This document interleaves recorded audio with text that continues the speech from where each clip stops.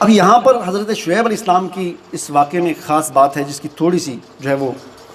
وضاحت کرنا ضروری ہے۔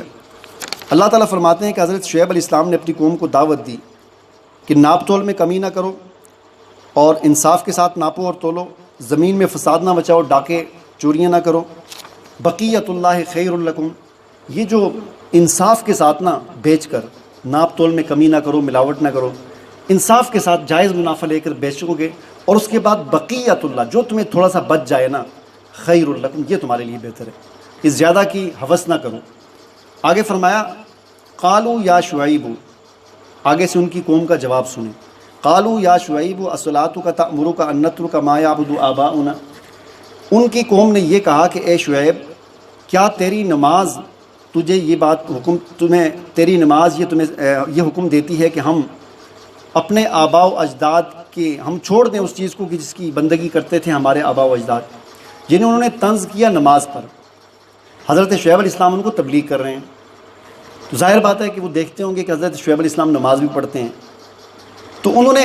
شعیب علیہ السلام کی نماز پر طنز کیا، اس پہ انگلی اٹھائی، کیا تمہاری نماز یہ باتیں سکھاتی ہے تمہیں کہ ہم جو ہے اس کام کو چھوڑ دیں جو ہمارے آباء و اجداد کرتے رہے؟ تو یہ جو بات ہے یہ ایک رویہ ہے، یعنی یہ ایک جو ہے تانا جو انہوں نے مارا تھا، یہ ایک جو تانا کسا تھا، فقرہ کسا تھا جو، تو یہ اصل میں جس سوسائٹی میں یہ چیز پائی جاتی ہے وہ سوسائٹی عام طور پر خدا بیزار سوسائٹی ہوتی ہے، یعنی یہ ایک ایسی سوسائٹی، ایسا معاشرہ ہوتا ہے کہ جو بالکل خدا سے کٹ جاتا ہے،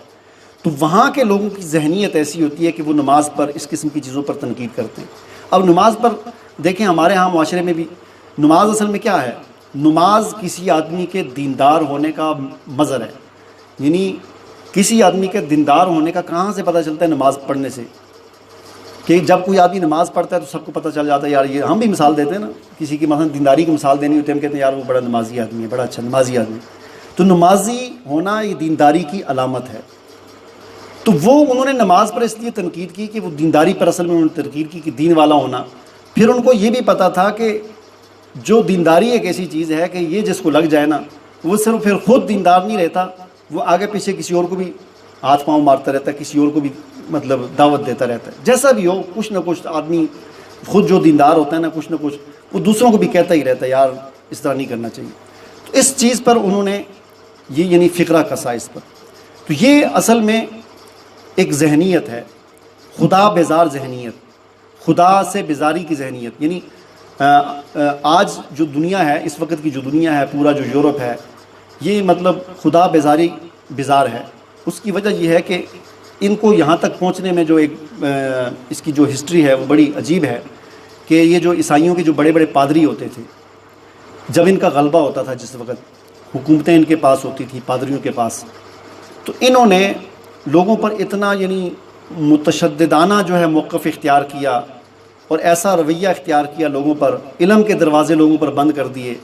اور ہر چیز کا اختیار اپنے پاس لے لیا کہ بخشش ہم نے کرنی ہے، تم نے اللہ سے کوئی بات کرنی ہے تو ہمارے واسطے سے کرو گے۔ اس قسم کے جو ماحول انہوں نے بنایا، یہاں تک کہ لوگوں کو علم پڑھنے سے روکا، تو اس کے جواب میں پھر لوگ کھڑے ہوئے،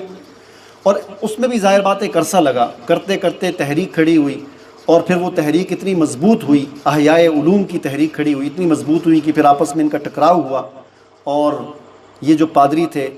یہ جو ہے ان کو شکست ہوئی، آپ سمجھ لیں۔ اور وہ جو علم کے نام پر جو تحریک چلی تھی اس کو فتح ہوئی، انہوں نے یونیورسٹیاں بنائیں، کالج بنائے، اور پھر اسی سے آگے سائنسدان جو ہے وہ پیدا ہونا شروع ہوئے، اور پھر ان پادریوں نے جو چیزیں جو من گڑت گڑی ہوئی تھی نا، جیسے ہم کہتے ہیں نا کرامتیں طرح طرح کی، یہ وہ، تو سائنس نے ان چیزوں کو غلط ثابت کر دیا، ان کی جو من گڑت باتیں تھیں ان کو سائنس نے، جن کی زور پر وہ لوگوں پر حکومت کر رہے تھے، یعنی جس کو کہتے ہیں شعبدے بازیاں، تو سائنس جب آئی تو سائنس نے ان کی وہ شعبدے بازیاں ساری غلط ثابت ہو گئیں، تو اس سے لوگ اور زیادہ متنفر ہو کر ان لوگوں کے ساتھ مل گئے۔ اب چونکہ وہ لوگ پادریوں کے یعنی ظلم سے اور ان کے تشدد سے تنگ آ کر انہوں نے وہ ایک الگ سے اپنا مقام بنایا تھا، تو اس لیے انہوں نے دین سے بالکل لا تلقی کا اعلان کر دیا۔ انہوں نے کہا کہ ہمیں نعوذ باللہ کوئی خدا نہیں چاہیے، ہمیں خدا کو نہیں مانتے۔ انسان کی انفرادی زندگی میں انہوں نے کہا کہ انسان جس مذہب کے ساتھ تعلق رکھنا چاہے، جس دین کے ساتھ تعلق رکھنا چاہے رکھ سکتا ہے، لیکن انسان کی اجتماعی زندگی میں کسی دین کا کوئی تعلق نہیں ہے، کسی مذہب کا کوئی تعلق نہیں ہے، اور کسی نعوذ باللہ خدا کا کوئی تعلق نہیں ہے۔ یہ بنیاد تھی، اس بنیاد پر یہ پھر سیکولرزم اور لبرلزم جو ہے یہ کھڑے ہوئے اور آج ان کا دنیا میں غلبہ ہے۔ چنانچہ سیکولرزم کی تعریف اگر آپ ڈکشنری کے اندر تو اس کی مفہوم، اس کی جو پوری ہسٹری ہے اس میں سے خلاصہ اس کا یہی نکلتا ہے کہ خدا بیزاری، یعنی انسان کی انفرادی زندگی میں انسان کو آزادی ہے جو مرضی کرے، اجتماعی زندگی میں انسان کے جو اجتماعی معاملات ہیں یعنی معاشرت، معیشت اور سیاست، ان تین چیزوں کے ساتھ دین کا کوئی تعلق نہیں ہے، ان تین چیزوں کے ساتھ خدا کا کوئی تعلق نہیں ہے۔ یہی وجہ ہے کہ ہم اکثر اوقات یہ سنتے رہتے ہیں کہ سیاست کے ساتھ مولویوں کا کیا تعلق ہے۔ یہ بات کافر نہیں کہتے،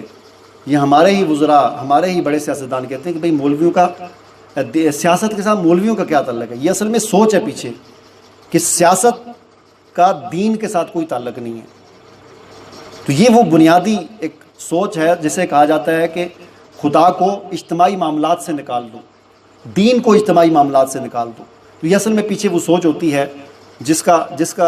یعنی آج دنیا کے اندر غلبہ ہے۔ تو حضرت یہ آج کی نئی بات نہیں ہے، ہمیں قرآن بتا رہا ہے کہ یہ پیچھے سے یہ چلتی ہوئی آ رہی ہے۔ شعیب علیہ السلام پر بھی اسی طرح کی تنقید کی تھی لوگوں نے کہ آپ کی نماز ان چیزوں سے ہمیں روکتی ہے۔ بہرحال